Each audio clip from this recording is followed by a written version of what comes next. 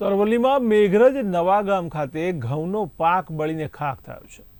ત્યારે 4 થી 5 જેટલા ખેડૂતોના ખેતરમાં રહેલો પાક બળીને ખાખ થયો।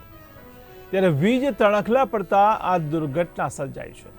ત્યારે 7 વીઘામાં વાવેતર કરેલ ઘઉંનો પાક બળીને ખાખ થયો છે। ત્યારે ખેડૂતના માથે આબ ફાટ્યા જેવી સ્થિતિ સર્જાઈ છે। ત્યારે વારંવાર વીજ તણખલા પડતા વીજ તંત્રની કામગીરી સામે પણ અનેક સવાલો ઉઠી રહ્યા છે।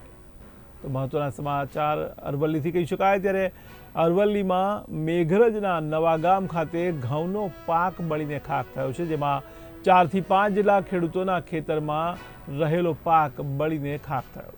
ત્યારે વીજ તણખલા પડતા આ દુર્ઘટના સર્જાઈ, જેમાં 7 વીઘામાં વાવેતર કરેલ ઘઉંનો પાક બળીને ખાખ થયો।